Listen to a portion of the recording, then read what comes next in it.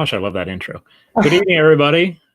Hope everyone's doing well this evening and being safe. My name is John. I am the Tattooed Historian. Welcome to another live stream here in cooperation with the Civil War Institute and my friend Pete Carmichael. How are you, Pete? I'm doing just fine, John. It's great to see you.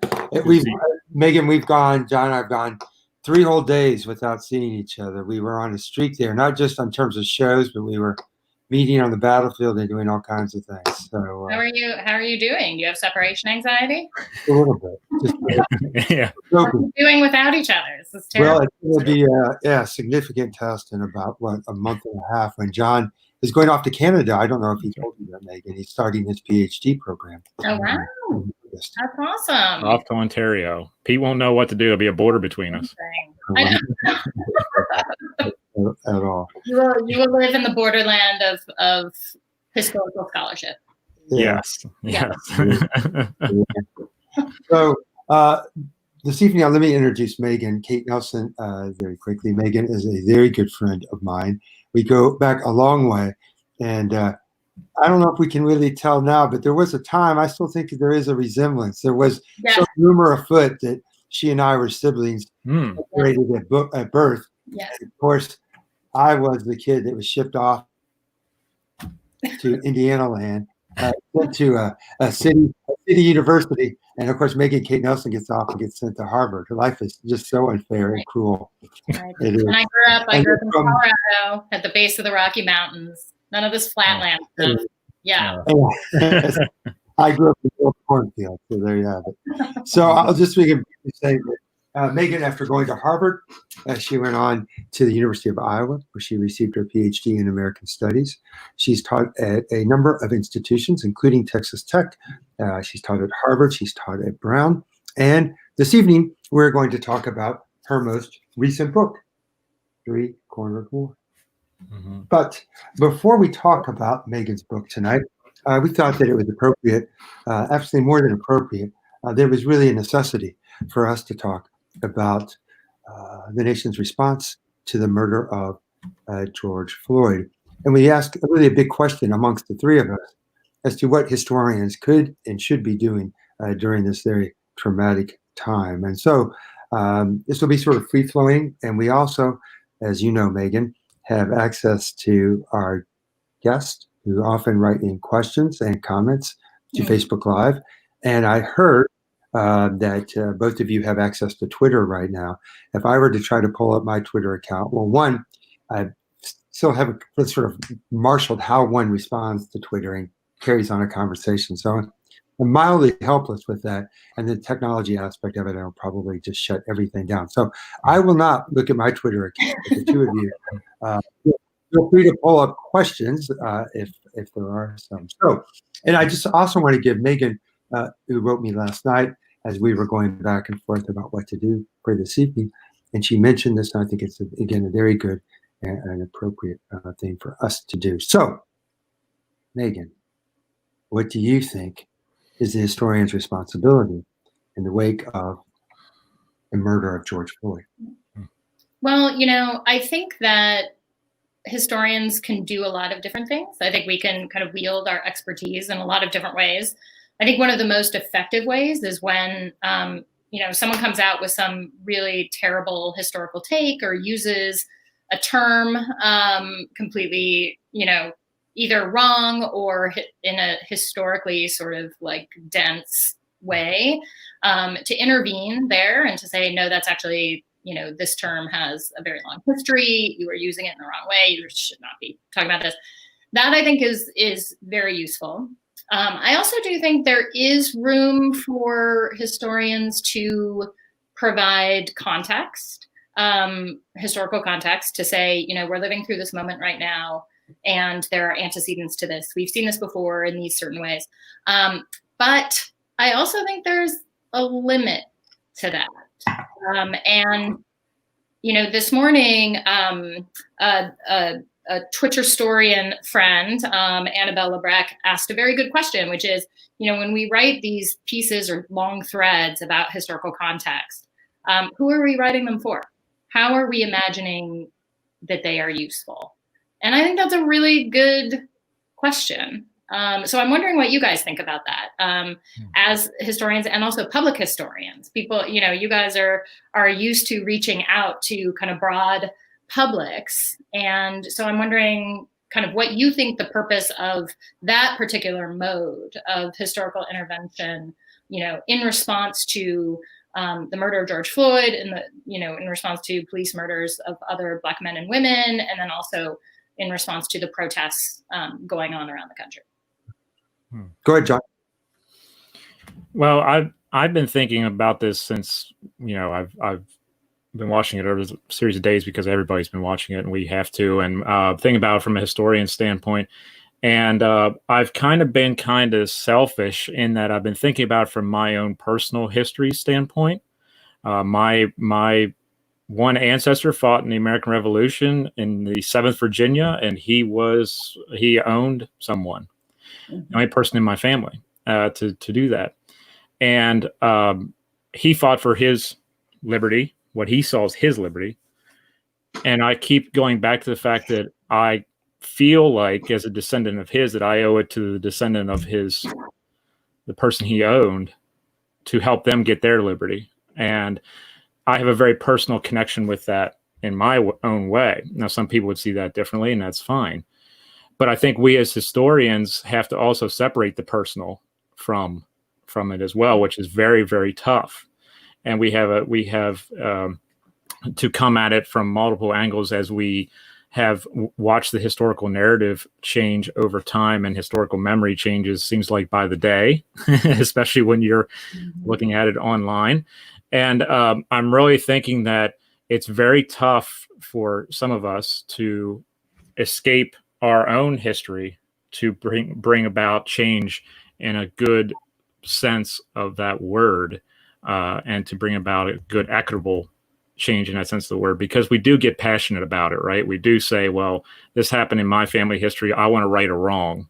And but at the same time, we have to think about the overarching historical narrative and context, like you say. I see it all the time where people are using historical context and it's just way off of the charts, and I don't know where it came from.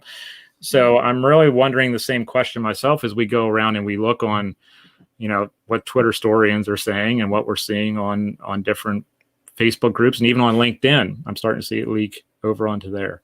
So I'm wondering the same kind of questions. But for me, it's been more of a personal kind of thing where I feel like I have to try to say something, but also to keep my own biases out of the historical narrative as we do history day to day. Well, and that's a real tension, right? I mean, Right. that I find the personal response being like rage and fear for people and just being fed up with all of it. But that doesn't sometimes kind of coalesce with the historian standpoint, where we're supposed to just be, putting out our objective kind of expertise out there. And we're not supposed to, especially Civil War historians who are dealing with an event, so far in our past, rarely do you see any historians at the end of any kind of article about Civil War history or anything having any kind of like policy recommendation or like prescriptive kind of postscript.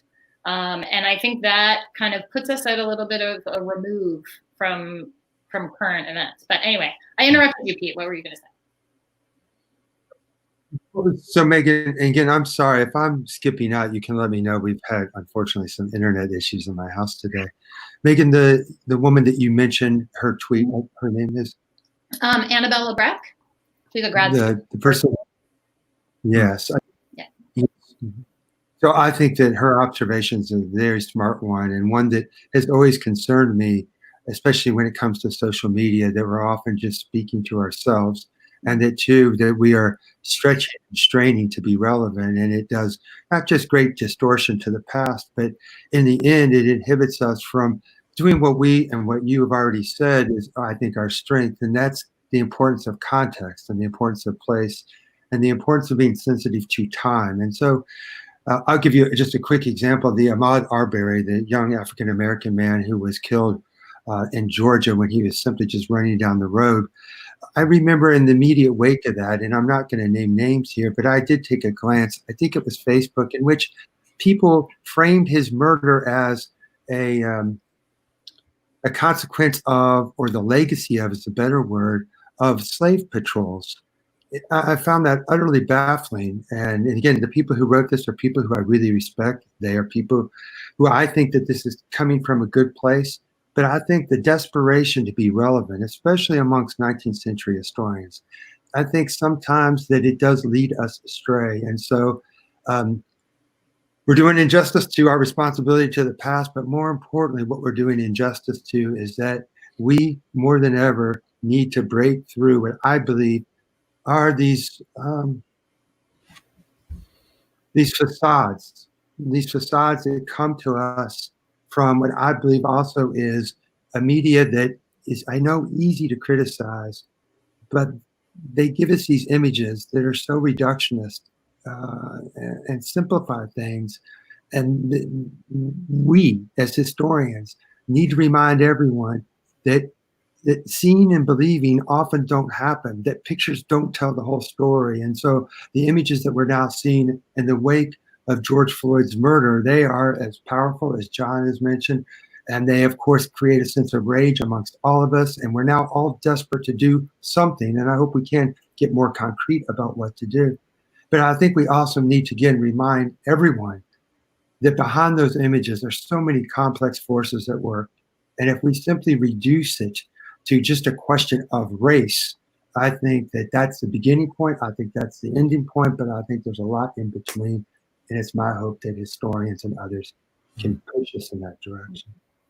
Well, and I think we all know, right, that social media is not often conducive to complex, nuanced argument, which has produced the phenomenon of threading, which is still, doesn't do much, right? But yeah, I mean, I agree. We have a role to play, and introducing that complexity is extremely important. But it's also, in this moment, I think, imperative upon us to also, for me as a white scholar, to amplify the voices of my Black colleagues, my colleagues of color, working in a whole range of fields, and also, listen to them and see what they are saying and what they need from their colleagues and from historians. What would be most useful to them at this point? Would it be for us to, to continue to think about these issues and to think about how, for those of you who are professors, how to integrate this moment into, classes moving forward. But then really what, they might want most, and social justice folks on the ground may want most, is, money sent to, bail bonds groups and to organizations that are fighting this fight on the ground. Because I think what we do know, the lessons that we do know from history, especially from the 1950s and 60s, is these protest moments are these sort of spectacular moments in media, but they move toward legal cases and prosecutions, and they depend very heavily on an activist Department of Justice and a strong federal government to really come in on the side of the people. And right now, I think probably like both of you, I'm a little bit in despair about at least those two elements, the Department of Justice and the executive. They're not moving to help things at all. But whatever we can do as historians to push that forward, to move that kind of cause forward in whatever way. Amen to what you said, though, about what we can't lose sight of. Give money. I mean, if it's something that you believe in, right? I'm not trying to preach to the people who are watching this. You go about your life the way you need to go about it. But I think that point is one that, again, is, I think, lost in all the froth that's created in social media. And I also, again, appreciate the acknowledgement that it is hard to get the kind of meaningful discussions that are sensitive to complexity on social media, even though I participate on it. And I firmly believe that social media does so much to break down hierarchies in all professions, which of course, I think is almost always a good thing. But Megan, I'm glad you said that, because I think about these moments and I think about the things that I haven't done. And I think about the place where I live that I love dearly, and people in this community who I have a great deal of respect for. But then I think about the local police here in Adams County, and I think about Gettysburg, and I think about all they do to make this community safe. But there are moments that I've seen what it suggests to me is that we have a mini army in our midst. And I don't quite understand why. But here's again the lack of responsibility on my part. Have I ever written a letter to the local Gettysburg paper? Have I ever been involved in any way in a local election? Have I raised any of these questions in a place where it truly would matter and where, in fact, I would have to, it'd be some kind of risk that I would really take, right? To go public with that kind of question in a community that I live in, which is deeply conservative, deeply law and order. I am absolutely complicit. And one might say, well, Adams County is not very diverse, and whatever, that's a problematic word, I believe. But we are diverse. We have a large Latino community, and we have a lot of poor people as well. We're not people of color. So we have that constituent here.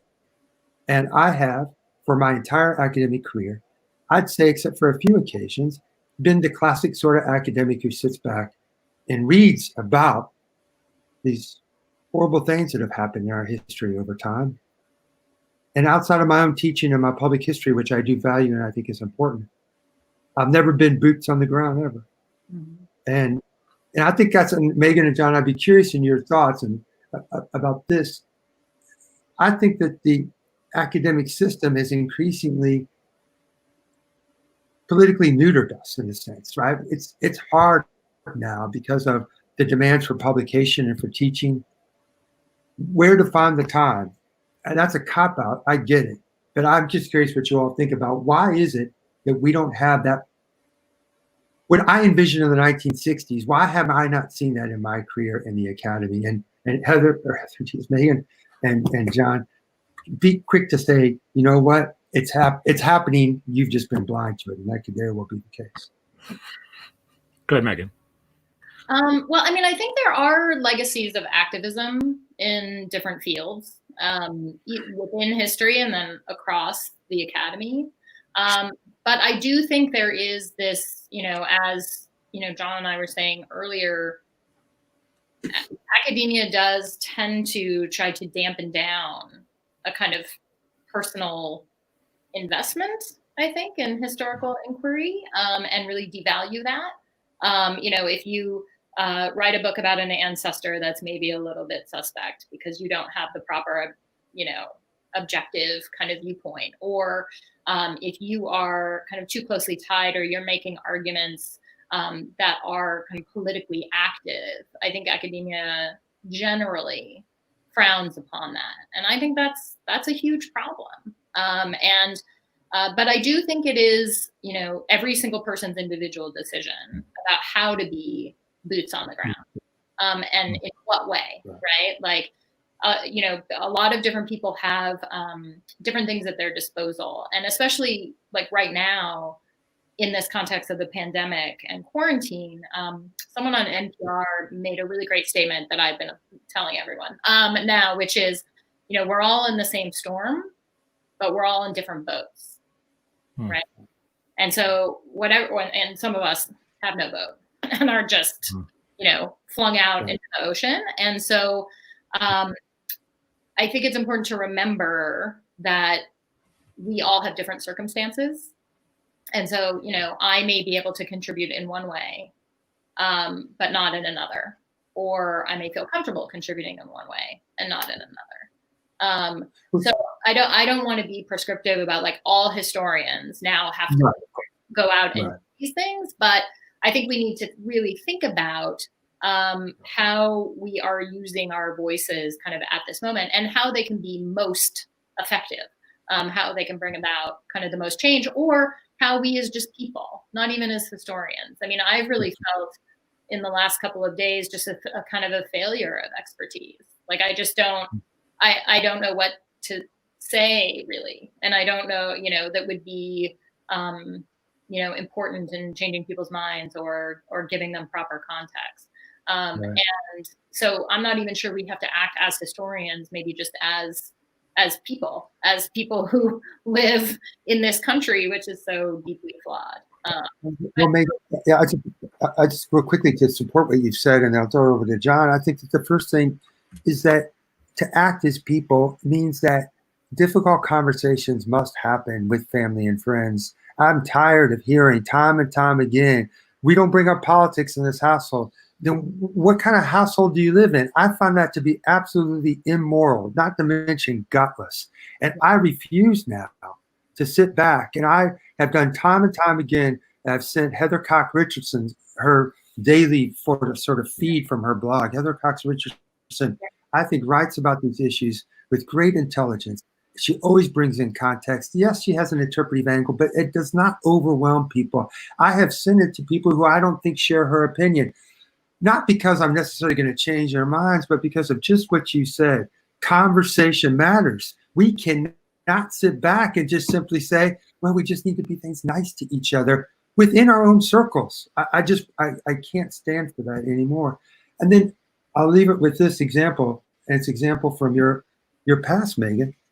And it's the example that you did at Texas Tech. It always stuck with me. And it was your class, to get them to think about, in a sense, sort of political activism. And I'm probably butchering the assignment that you created. But your students had to come up with some issues, right? And then in essence, kind of protest about those issues. And I thought, you know what, that's a brilliant way of getting them to think about something that was immediate and in their face. I mean, we're talking about, nuclear arms control or abortion. I think it was like parking or something. Was that? That was one. Yeah, there were a couple of different projects, but yeah. But I just, the teaching matters. It matters more than ever. And I'm tired of even myself thinking, oh wait, I'd rather go research blah blah blah. So I don't know, maybe. If I write a book, maybe 2,000 people, 3,000 people will buy the book. Are you kidding me? I've spent all my time on that. I still love it. But that's a selfish pursuit. I don't care what anyone says in our profession. Our act of scholarship, is much value as it has, it does. It's still selfish, and it takes us away from what we should be really doing. And I think coming back to a liberal arts college at Gettysburg has impassioned me to be a good advisor, to be a good teacher. That's where we can really shake the web, as they say. Yeah, John, what do you think? I'm thinking that I'm looking at the books behind you on your Reconstruction shelves, and I'm thinking about how we have spoken so eloquently in the past and possibly in the future about issues, very deep issues concerning Reconstruction, concerning the antebellum period, concerning the Civil War and other periods, but yet we haven't acted.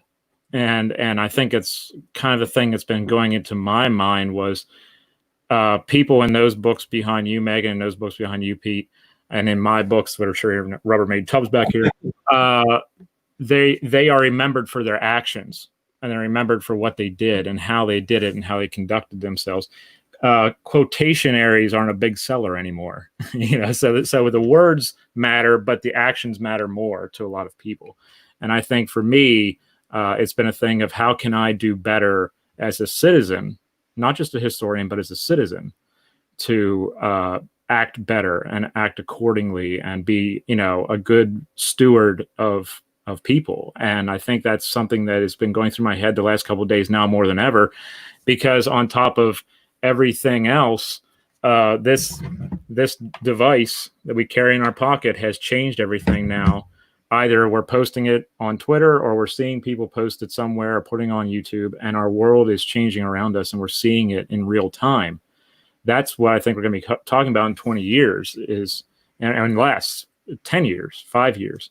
What did we do in this period of history? Like we ask our grandfathers, what did you do in 1968, or your grandmothers? I think we're going to have to say that to ourselves in a few years.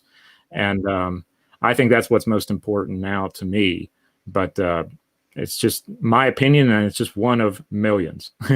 But John, again, you hit on, I think, on a very nice point. And I think that, we are seeing a lot of people sort of stepping up. And as I think it points out what Megan says as well, there's a lot of ways of contributing and making a difference. And We can do it in a very personal and private way. We don't have to showcase it, or maybe we do it in a highly public way.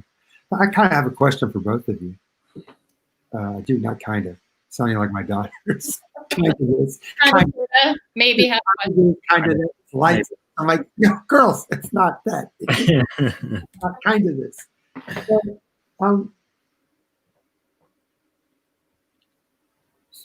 I'm curious how you both feel about the description of this protest is in the wake of the murder of George Floyd. It's protest against white supremacy. And so what I guess I'm trying to get at in a very awkward way is the racialization of what's occurred, not just the violence, the killing of George Floyd, and not just, again, speaking of Black incarceration in general, right? The racial explanation of this and the protest against white supremacy.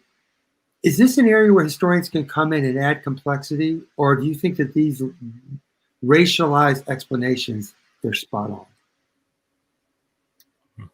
Well, I mean, I think everything is more complex than just black and white, right? I mean, there are all kinds of structures that have led us to this point, and race and racism is one of them.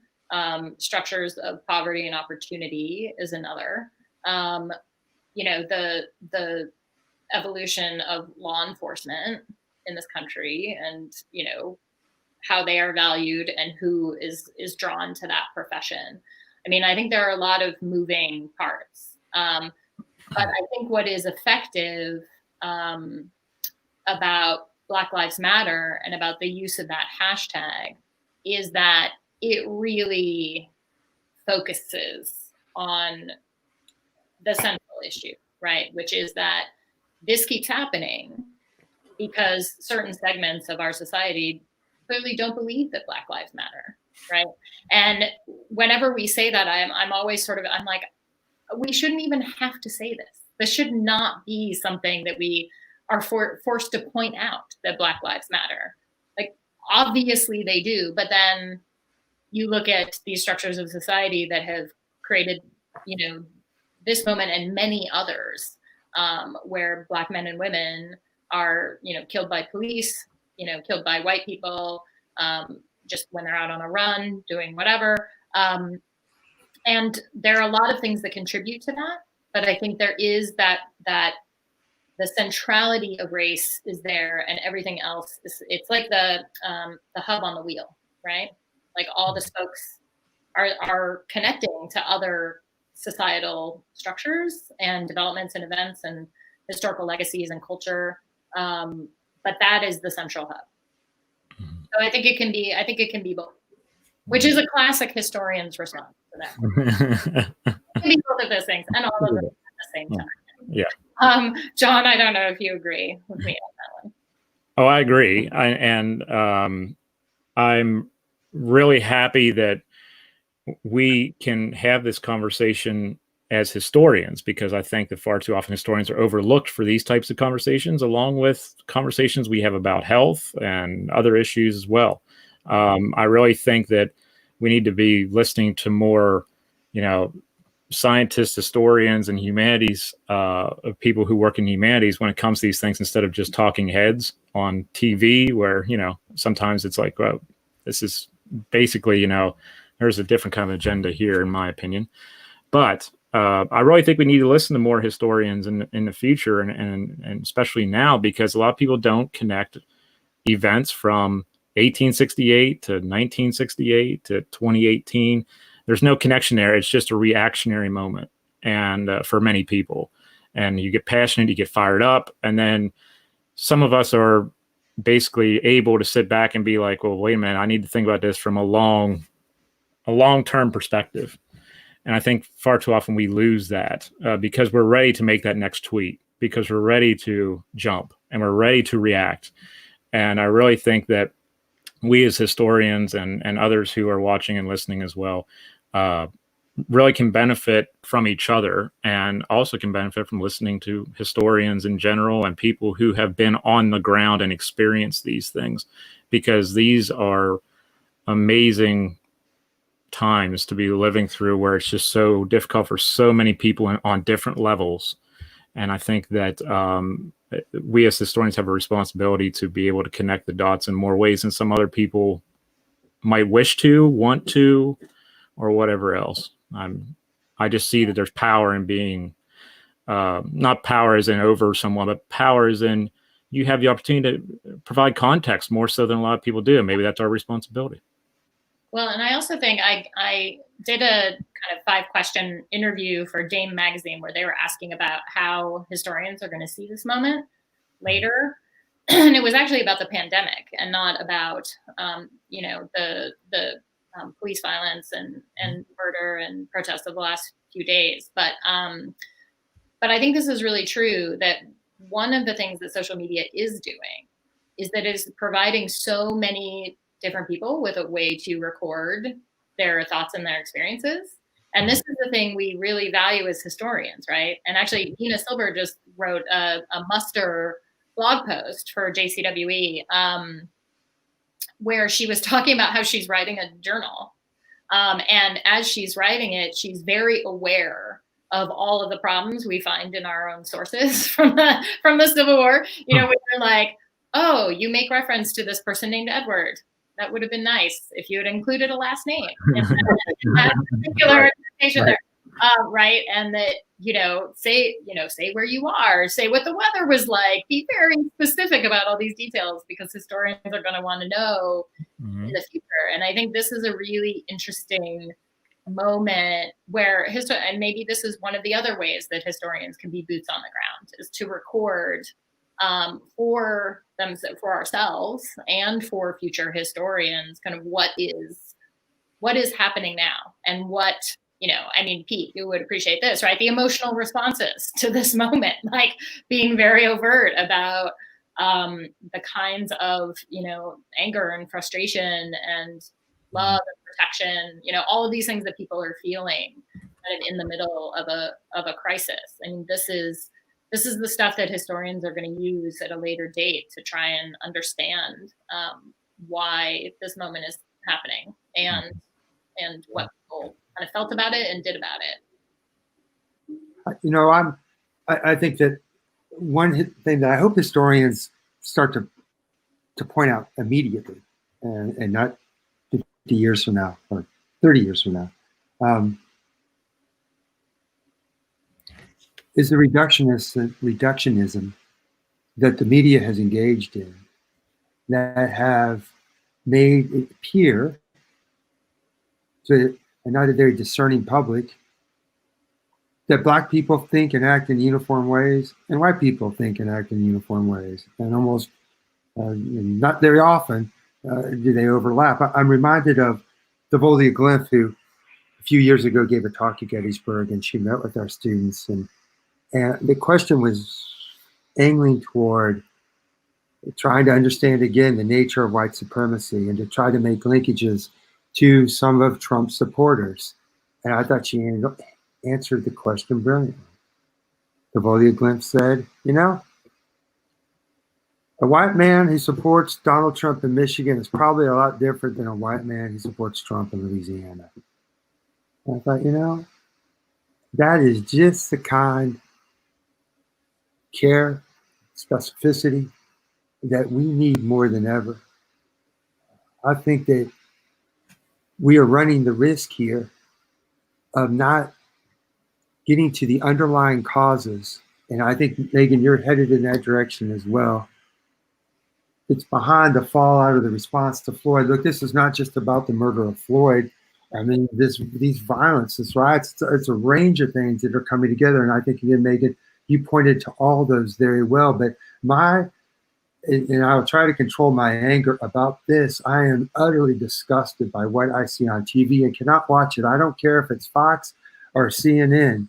They offer us a version of what's occurring that is aimed almost entirely for ratings.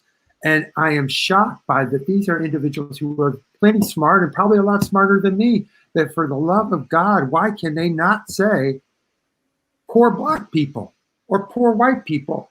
Why can they not situate people where they live? without reaffirming stereotypes that look what's going on in the cities.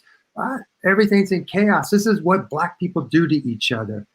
Hell, they unintentionally reaffirm that position because they're incapable of saying the deindustrialization that occurred across this country since the 1970s has obliterated lives.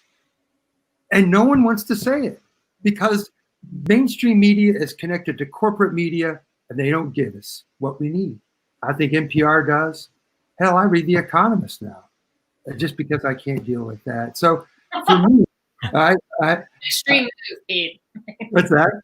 What's that? That's an extreme move, reading The Economist. You've been driven to The Economist. No, there's some good stuff. I like their international, right? They've got great international. So it's useful.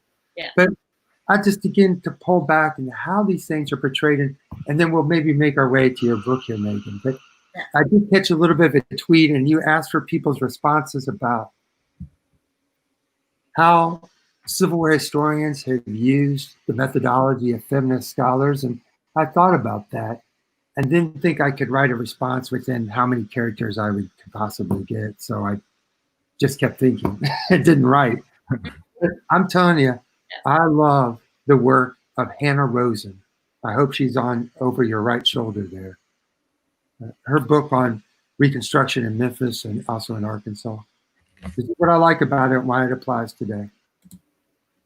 She was able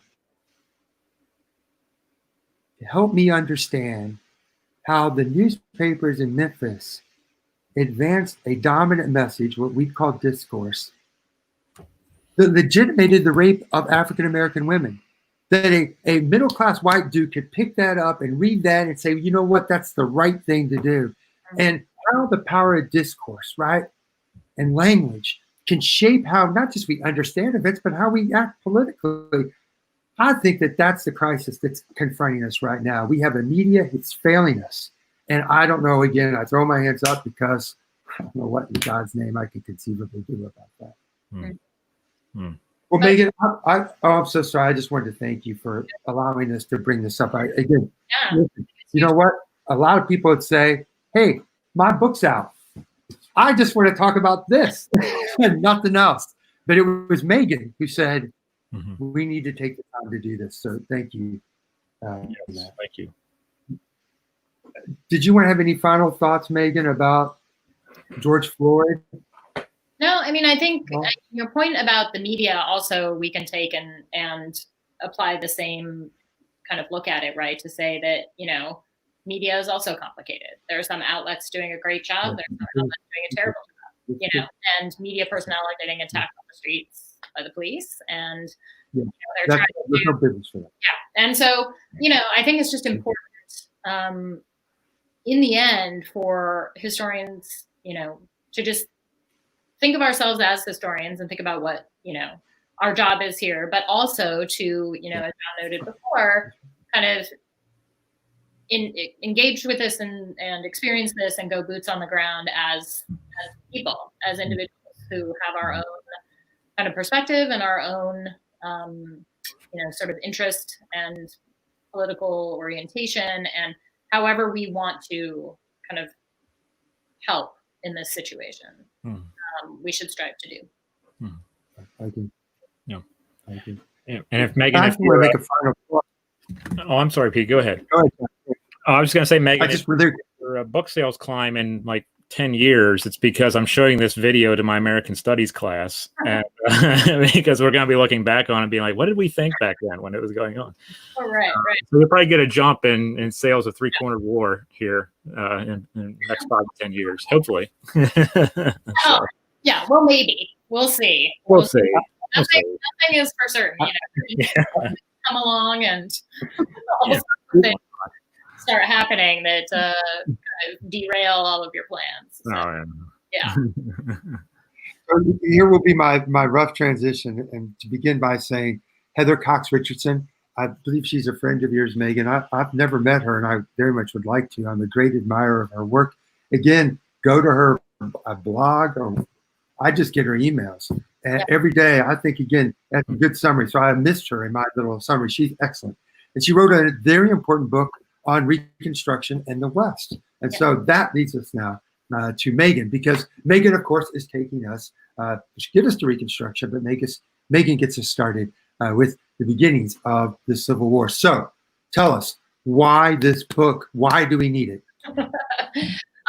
Well, we need it for a couple of reasons. First of all, Pete, you've been hearing this from me for years now, since you first invited me to the CWI to present on this, that most Civil War histories completely ignore the far west, the Pacific coast to the 100th meridian, which is basically the 100th meridian is the line where you either get enough rainfall to sustain agriculture or it becomes too arid to do so and you have to use irrigation. So this is one of the sort of lines that environmental historians use to demarcate the West from the rest of the country. And, most Civil War histories focus on the Eastern Theater, some on the Trans-Mississippi. As you both know, I'm on a campaign and I need you to help me. And I need everybody who is watching to help me change the language that we use to talk about theaters. Stop calling the Trans-Mississippi the West. The problem that creates is that people are like, well, what's west of West? There is nothing, right? So the map just sort of ends at the Trans-Mississippi and does not actually extend in this vast region that's 40% of the country. That was very much in play during the war. So let's call it the Eastern Theater, the Trans-Mississippi, and then the West. And then we will have a sort of view of the war as it truly was, which was a continental conflict that extended from the Atlantic to the Pacific, that included all kinds of different communities, including Hispano-New Mexican communities and also Native peoples across the country. In fact, not just in the West, but across the country. Because I think you guys are very familiar with, and especially, you, Pete, when you're teaching your classes, I mean, we talk about the Western territories all the time in the, late 1840s and 1850s when we're talking about the run up to the war, because this was the thing. Were we going to have slavery in the territories or not? This was the great question, dividing the nation and driving them toward war. But then everybody acts like it's the firing on Fort Sumter, and then the West doesn't matter anymore. Like it suddenly disappeared and no one cares about it. But what I'm trying to do in the Three-Cornered War is to show how the Union and the Confederacy actually still did care very much about gaining control or keeping control of the West during this period. They wanted it for gold. The Confederates in particular wanted the Pacific ports of California. And they also, both the Union and the Confederacy had this kind of larger vision.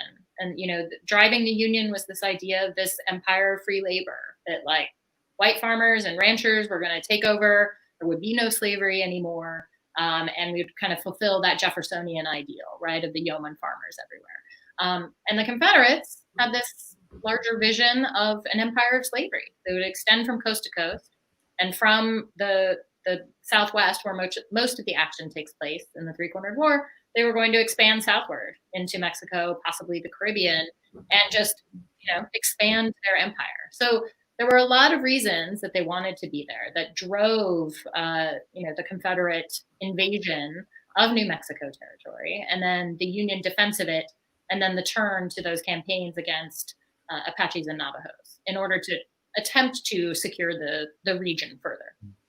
So is your book, I keep showing the cover, which I didn't say, hey, you know what, seriously, what a beautiful cover, huh?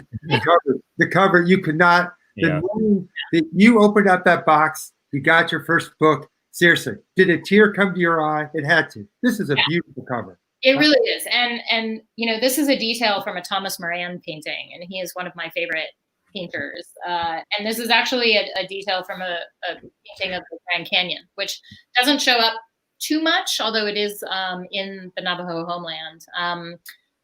But when they came up with this cover, I was blown away. I mean, I think of my books, a little bit like children, and all of my children are beautiful, but the Three-Cornered War extra beautiful is the most beautiful. I'm sorry. That's just how it is. Yeah. That's how it is. Yeah. So very quickly, Megan, after reading this book, should I now see the Civil War as a war of imperialism? Yes, absolutely. I think both the Union and the Confederacy were interested in expanding their national empire, and that not only what they were doing militarily, but then what the Union was doing politically. After Union troops in New Mexico managed to chase the Confederates back to Texas, this is when the Union started passing all of those pieces of legislation, which we all know about, but so many people don't even connect with the Civil War: the Homestead Act, the Pacific Railway Act, the Morrill Land Grant Act, which created many of the universities in the nation, right, to fund them out of land sales. And all of those are embedded within them are imperial designs. That these are acts of conquest to go and settle the land and farm it, to build railroads across it. Everybody understood, Native peoples understood, that railroads were the engines of empire, that this was the American empire coming, and they were going to have to defend their sovereignty against it.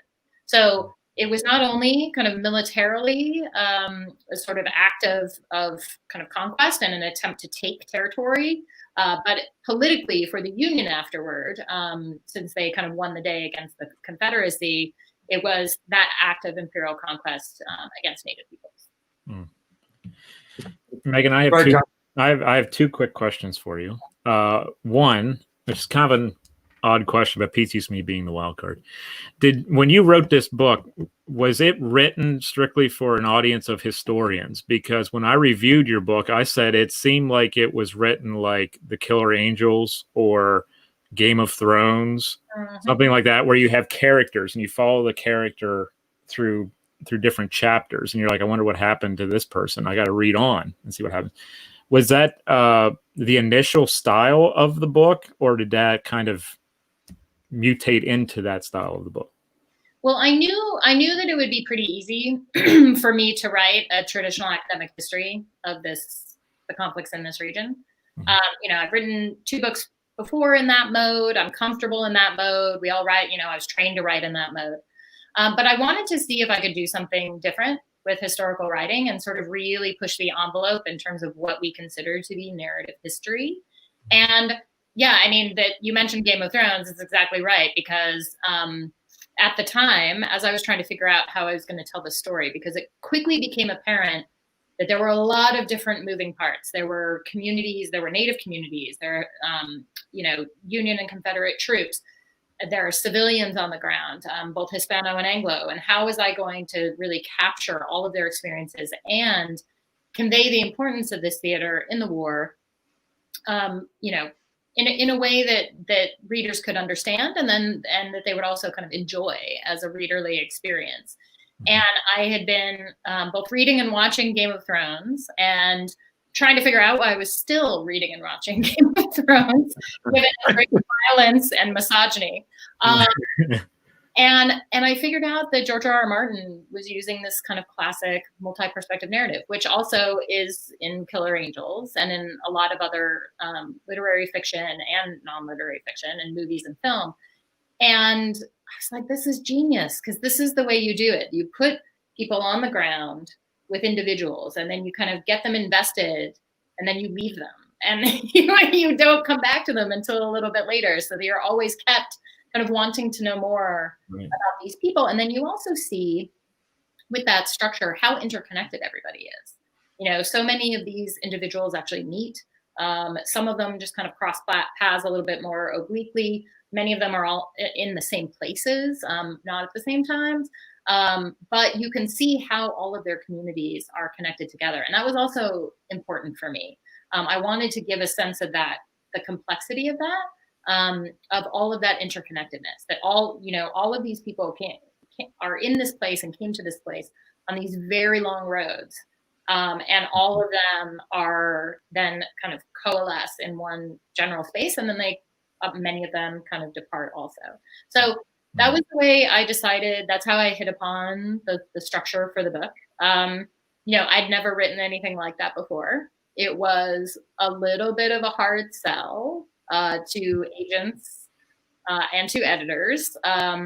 they were trying to figure out if I could pull it off. But I you only have to convince one. This is the good thing. I was able to convince one agent and one editor to take a chance on this storytelling style.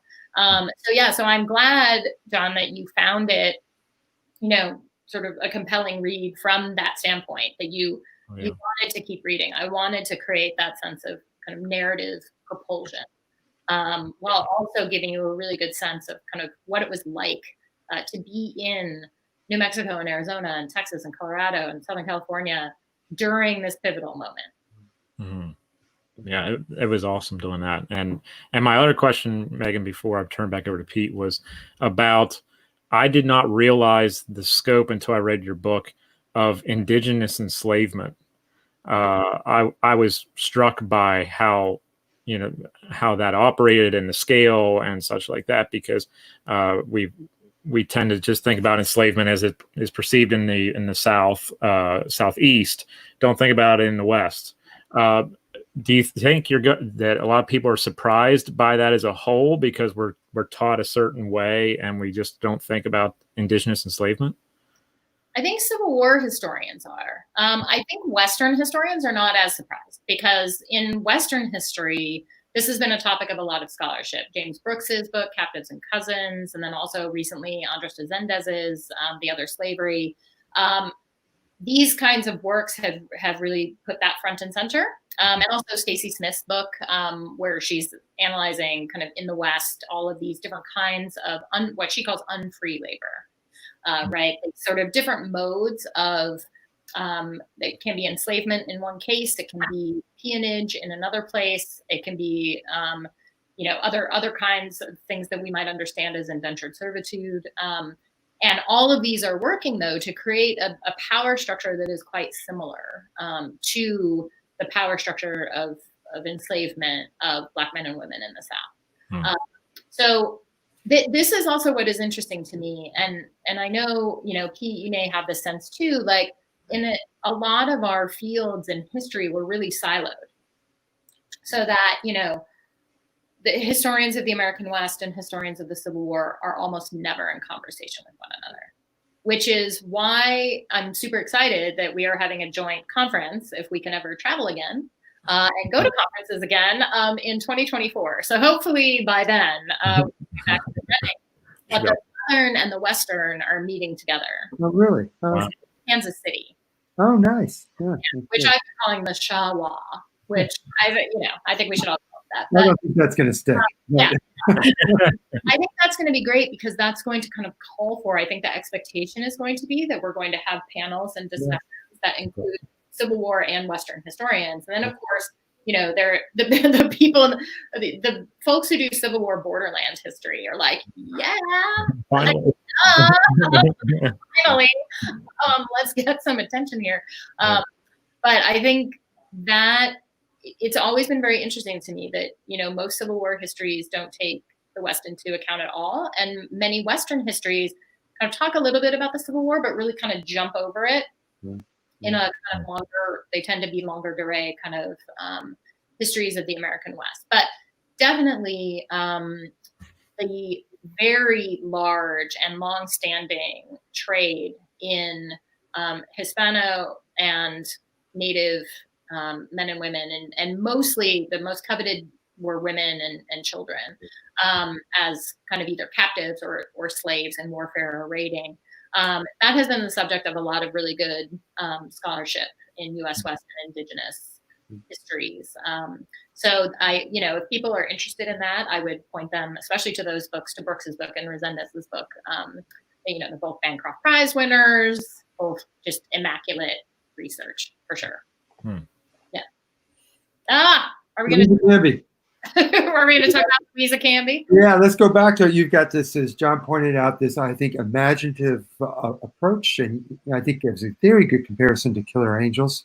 I'm actually inspired by you and by Shar. I'm trying to do something similar, because what we need, Megan, is another book on the Battle of Gettysburg. And we have it. Today. What do we need? I got to do it. I live in Gettysburg. I have to do it. But The hole in the historiography. It's huge. I'll pull it.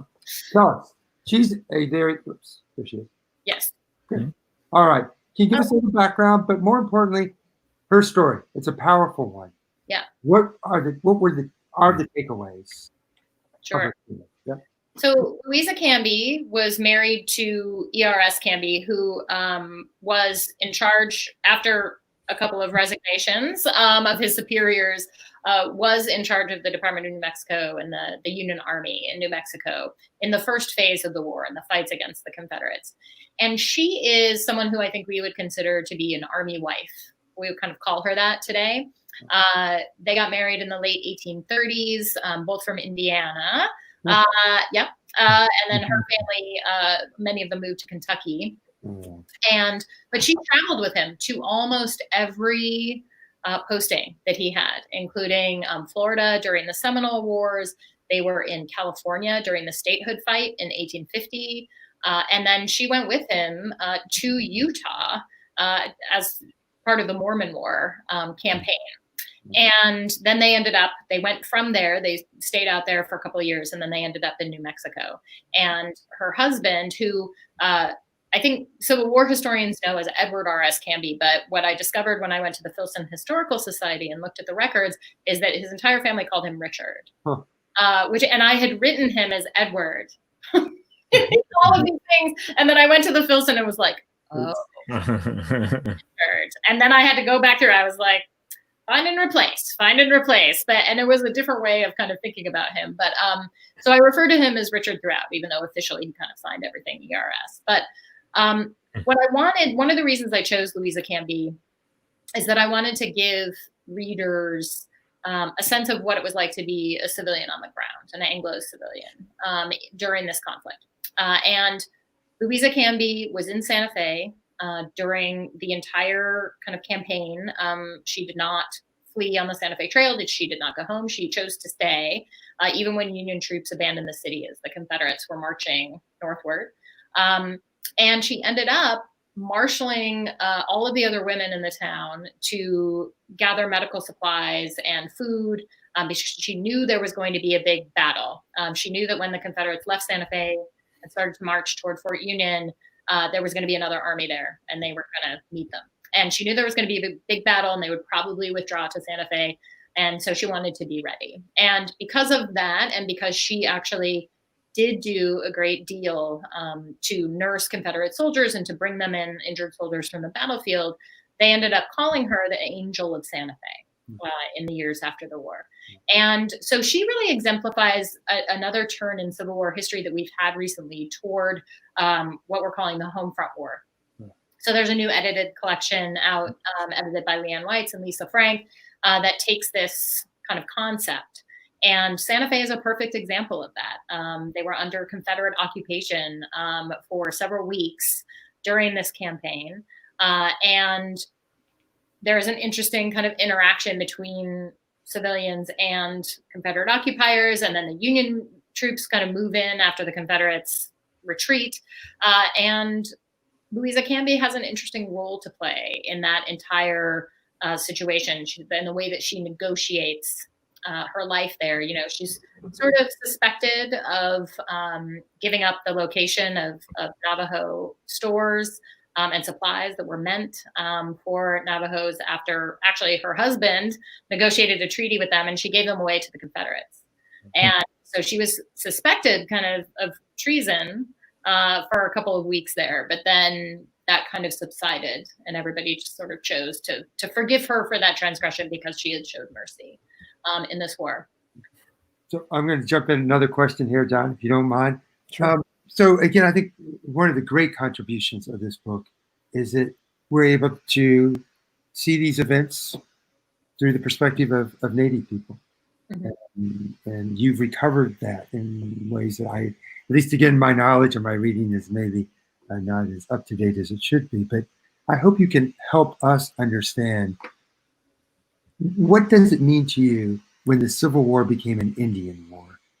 And what I'm really trying to angle toward as well is help us understand not the single Native perspective. I'm going to stay on my hobby horse about this, right? There are many perspectives, not an Indian perspective. So, yeah. Sure. Well, I mean, what happened was that James Henry Carleton, who's a career military man, just as the Confederates were marching back from the disaster at Glorietta, when Union troops were able to burn their entire wagon train, and you couldn't survive in the Southwest without a wagon train, so they had no choice but to retreat to Texas. While they were retreating 1,000 miles on that road, there was a 2,000-man army coming from California under James Henry Carleton. And, Carleton is a fascinating figure. He's one of the 9 protagonists in the book. He, moved these 2,000 men across the desert more than 800 miles in the middle of spring and summer and didn't lose a man to anything but the Battle of Picacho Pass. Which is astonishing to think about in terms of logistics, like how he was able to prepare them for that march and to do that. And yet, once he got to the Rio Grande and once Canby left, and he took over the Department of New Mexico in September of 1862, and he pivoted almost immediately to Indian campaigns. And he, wrote to the War Department, had no trouble, getting approval for these campaigns because, in his view, this was, the continuation of the Union's attempt to control the West. That they had successfully defended it from Confederate invasion, but now they had to secure it from Native peoples. And what that meant was defeating as many Native groups in the area in war as possible, forcing them to surrender, and then removing them to reservations where they could be controlled and surveilled. So that was the plan. There would be no more treaty making. This was Carleton's kind of theory, and he had a lot of supporters in the War Department at this point, and then later when Grant and then Sherman kind of took over, they had this, sort of evolving Indian policy that said, there will be no more peace treaties. We're going to, make war upon these peoples, and if it has to be a war of extermination, then that's just how it's going to be. But the goal ultimately would be more of a cultural annihilation, so that was the point of it, and the strategy was hard war. So this is also another interesting component for people who are interested in kind of ways of war and methods.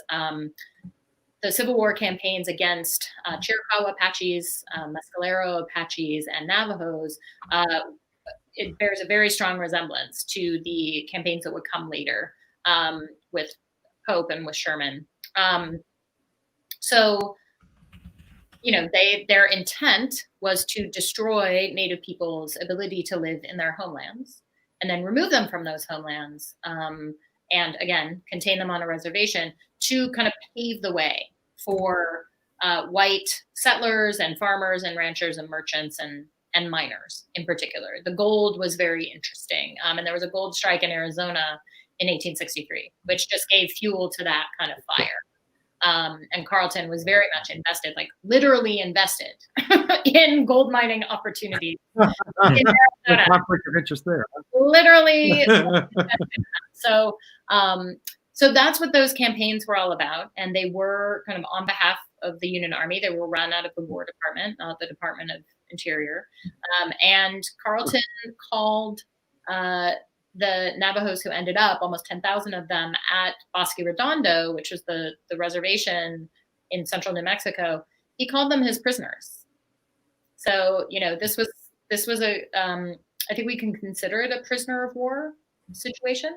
That is akin in its kind of human health and rights disaster to Andersonville, for sure. And what's interesting to me about this too is Carleton, was a logistical genius, but his logistical genius completely failed him, or he just kind of ignored it in relation to Bosque Redondo. I mean, he deliberately chose that spot.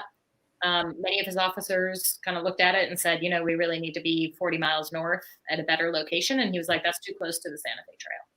It's going to be where it's going to be. And it created this huge disaster. There's no way that the Navajos could farm that land.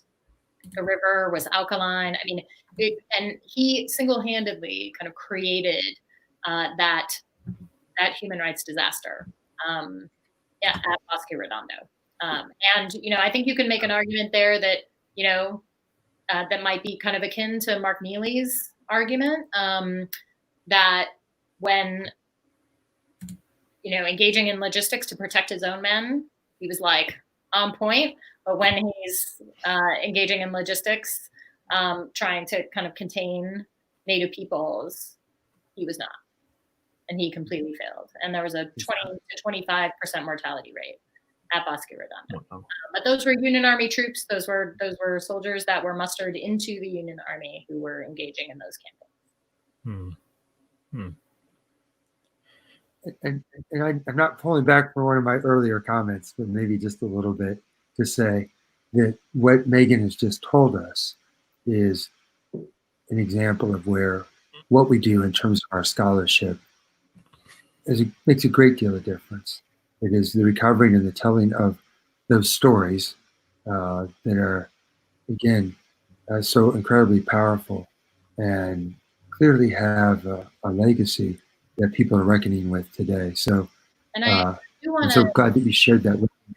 Yeah, I mean, I do want to be careful to say that the only reason that I was able to tell those stories in the Three-Cornered War is because Native scholars and community members and elders created oral histories. They preserved items from this period, and they've written histories that are published and available to me as a non-Native scholar. I don't think it would not have been possible to know the details of Juanita's life, who is the Navajo woman who, from whose perspective you are, learning about all of these things in the Three-Cornered War.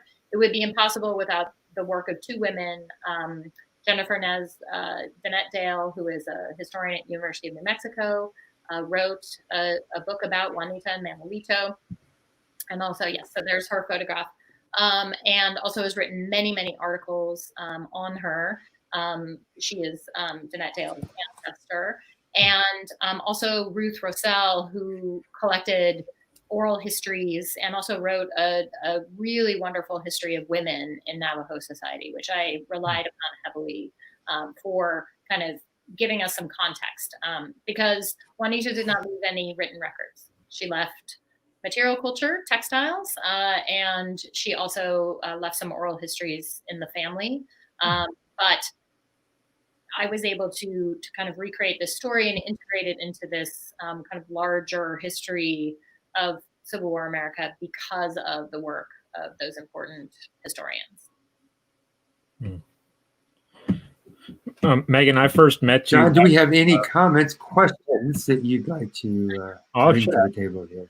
I first met you, Megan, back in 2013, and it was at Gettysburg College where I first met Megan. And you just came out with Ruined Nation, and I don't know if Pete has a copy there ready to go or not. But were there any points from Ruined Nation that helped you with, like, when you're talking about these deserts and vast landscapes and environments? And for those who don't know, your Ruined Nation is your environmental history piece that you did in 2012, I believe it was. Yeah.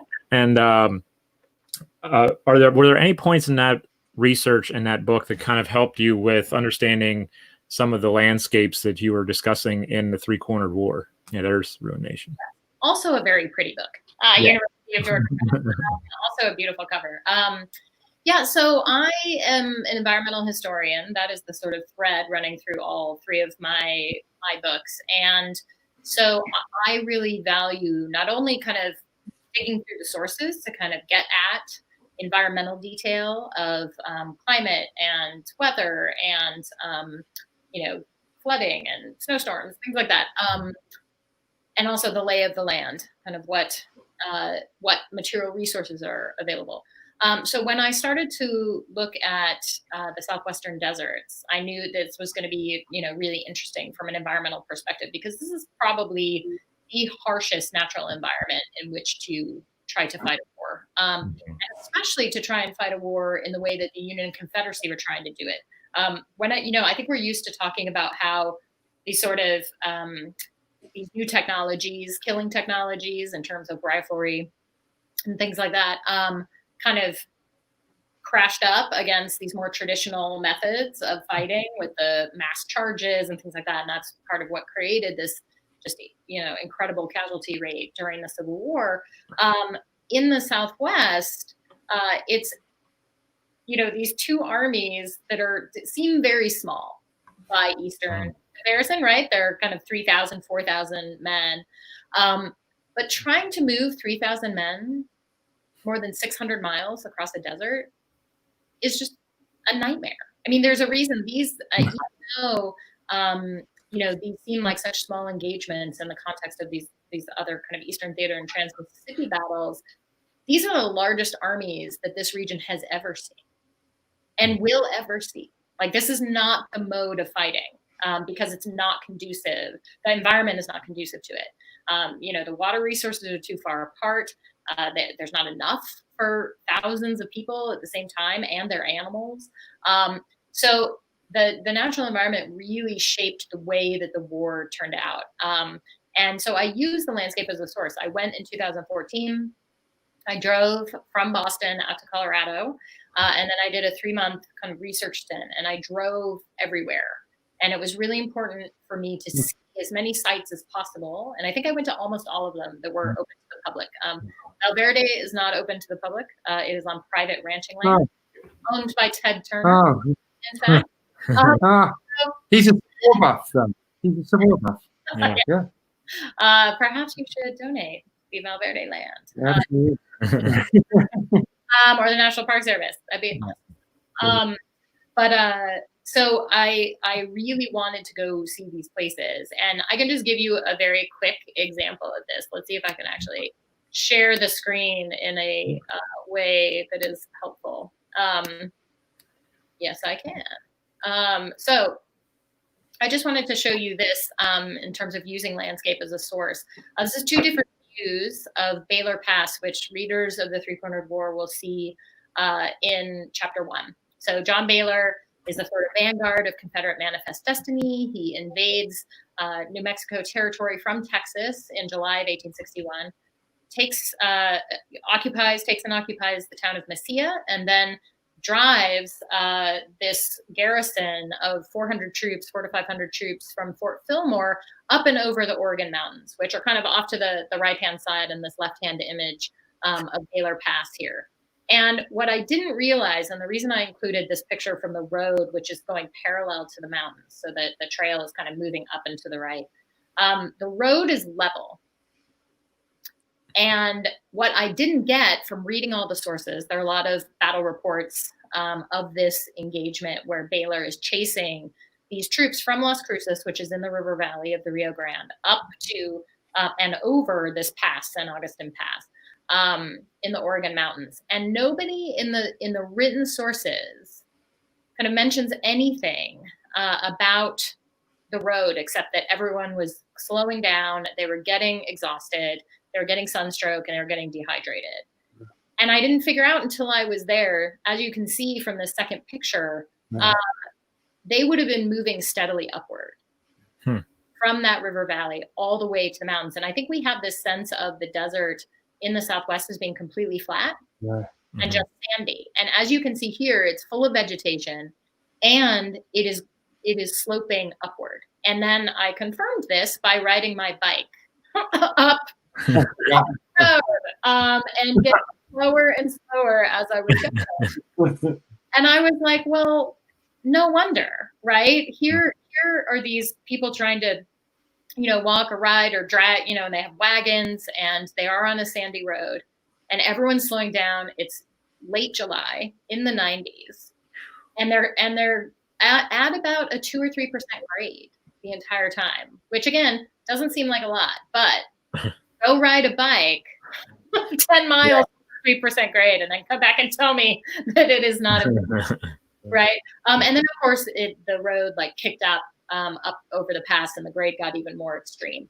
And so Baylor was able to catch up with them. Half of the Federals were just collapsed on the side of the road. because there's no water in between the Rio Grande and, this pass. And they had either not brought enough with them, or they didn't drink enough, or they had, had a taste of the whiskey supplies that were being destroyed at Fort Fillmore before they left. And everyone knows how that goes. That's great for your dehydration. So this is one of those moments when being in the landscape and seeing it myself and using it as a source, I understood what was going on in that historical moment by looking at the landscape. Mm-hmm. Mm-hmm.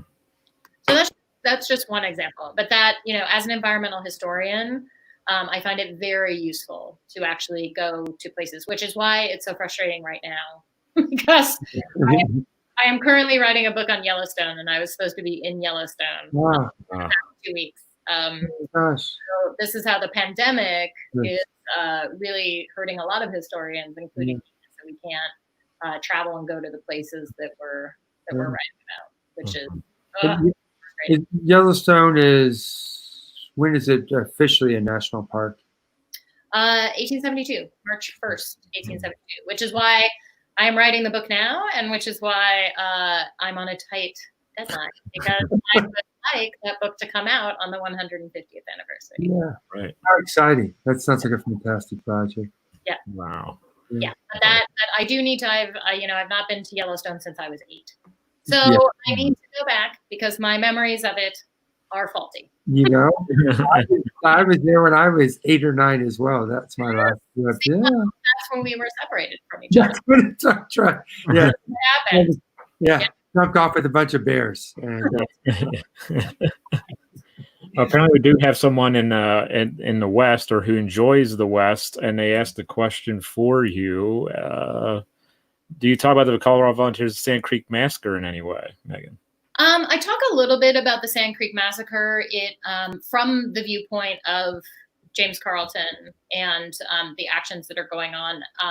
Right around the same time, Carleton had sent Kit Carson out with the 1st New Mexico, which is the most diverse fighting force in the entire Civil War, which included Hispanic volunteers and also Native scouts and spies and auxiliaries from multiple tribes. He had sent them out after Kiowas and Comanches. And so they fought the Battle of Adobe Walls right around the same time as the Sand Creek Massacre. And so I talk about it a little bit. It's not a focus of the book because I did try, even though the book kind of expands the chronology from 61 to 68, I was trying to keep a fairly tight focus on that sort of corridor of New Mexico and Arizona. But those Colorado volunteers, many of them had been at the Battle of Glorieta as part of the 1st Colorado, and then they were kind of reorganized into a different group. So they had been responsible, and John Shivington was the kind of hero of Glorieta. He was the one who led a third of that fighting force kind of around the back and burned that wagon train. So he was quite famous already at that point, which is why he could kind of galvanize all of these troops in Denver under the sort of name of the 3rd Colorado and go down to Sand Creek and attack this peaceful camp of Cheyenne and Arapaho peoples.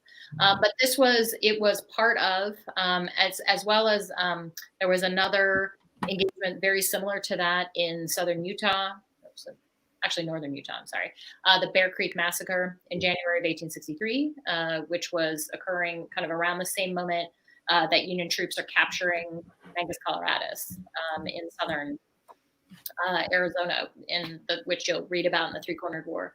So this is part of a larger pattern of Union troops being kind of sent out to fight Indians, and often that turned into attacks on peaceful villages and peaceful camps. And in fact, Sand Creek did cause a congressional investigation, which brought a couple senators and congressmen not only to Sand Creek to kind of interview people there and at Fort Lyon, but also brought them to Bosque Redondo in 1865 to investigate how the Union Army had been treating Native peoples. And at that point, that report was not printed until 1867. but it was quite influential in convincing Congress that perhaps Bosque Redondo was not working, and that some kind of resolution needed to be made, and perhaps that would mean sending Navajos back to their homeland. Mm. Well, Megan, let me just say that the importance of this book is in helping us expand our understanding of the war within these grander processes that are so important. And so, as you pointed out at the beginning, that we have all talked about free labor ideology and the importance of the territories in the West, and then the war came, and then suddenly all of that is forgotten. And I'm reminded by your book and our conversation tonight of Brian Lusky, who wrote Men is Cheap, that we see during the war that free labor, a euphemism, watch out for the language, right? There's nothing free about labor and capitalism. And then we see coercive labor forces come to the surface. And then with your, again, beautifully written book, and what is seductive about the book is it's incredibly creative. You do microhistory better than anyone that I've read in a very long time. But let's not get seduced here. And what Megan is telling us today is that this is the war of imperialism. We need to recognize that as part of the Civil War. And that expansion to the West is not just free labor. And it's not just white supremacy, which you and I might go around about that just a little bit. But it's very much about the resources there. It's about the land there. And that, of course, brought them in conflict with Native people. To not have that part of the story is to it's just to utterly misunderstand the very coming of the Civil War itself and what was at stake. So, Megan, again, thank you so much for two things. One, for this beautiful book, and two, for reminding us to have this conversation about George Floyd at this very important time. We've had a lot of good times together. You've been a very dear friend to me when I was sick. I'll never forget that you came and you visited me in Gettysburg. And also what I'll never forget, I can't say this, I'd say it quickly. I can't say that to any woman in this world, we'll always have Paris. But I can say that to one man, and that is, ready? It is Megan Kate Nelson's husband, Dan. I'm walking down the street in Paris with my family. I said, I want to read and get a drink. And Beth said, well, just go here. I said, okay, I will. I'm sitting there reading, and I get a text from Megan, and she said, I think Dan is at the bar right across from me. This wasn't, in Saint Germain. It wasn't on Saint Germain. It was just some side street in Paris. Wow. So, yeah, he had met you somewhere. Lincoln dinner or something. He had met you somewhere. And so he texted me. He was in Europe on some work trip or something. And so he went to this bar to eat, and he texted me and said, is Pete Carmichael in Paris? I was like, he is. And he's like down, he's reading some book on like Monet, like down. You text him and see, it was hysterical. Yeah. Wow. So Dan and I will always have Paris. It's so wonderful to see you. And I can't wait to give you an abrazo in person whenever that day or year might come. I'm so bummed about the CWI. I'm so bummed because I think I was supposed to see John there and do this thing live. Absolutely, you were slated, and C-SPAN was excited about your program. But we're going to be back. Megan has been a wonderful contributor to CWI. We've done some teacher conferences back in the day when I did teacher conferences, which I so miss. And so, John, again, Megan, we can't. You talked about before about people doing things to make connections. And John, has taken this as really sort of his battle cry. He's been doing it long before he and I ever got together. And so, John, thank you again for arranging this and being more than a facilitator. It's really important stuff. Yes. Thank you. Thank you very much, Pete. Thank you for believing in it. Thank you, Megan, for being on. And I know that originally it was going to be you and I talking. Pete's like, no, we're taking this one. We're doing this together. I asked nicely. I said, I'd like to be part of it. Yeah. I wrote to John and I was like, is that okay? Yeah, she did. She's like, Pete wants in on it. Like, yeah, it's fine. Whatever. I'm used to it. It's okay. But no, thank you also for earlier for pushing us to think of some larger issues that are involving us today. And I think that's very, very important. And Pete is holding up the book for our next presenter. Living by Riches, a sensory history of Civil War prisons. It's beautifully written. And for those of you who think, what in God's name does it mean to do a history of the census? Well, you'll find out on Thursday. Thursday, 7 o'clock. That's right. It brings back a lot of memories of us doing interpretation and trying to get people to smell and hear things that aren't there. So All of it. Yeah. there it is. Could be a lot of fun. But thank you again, Megan, for being on. We appreciate it so very much. For having I know a lot of people in the comments are saying they're going to pick up your book, so I hope everyone does so. Please do it. It's awesome. I loved it, and I know Pete loved it too. So, Pete, thank you again for a wonderful conversation and for making sure that nun is watching over you again for another evening. We really appreciate that. She is special. Do you see her? There she is. Yep, there she is. There she is. So thank you all for tuning in. We really appreciate it. We will see you on Thursday evening. Okay, awesome. Thanks, you guys. Bye. Right, you can stay on it, Megan, if you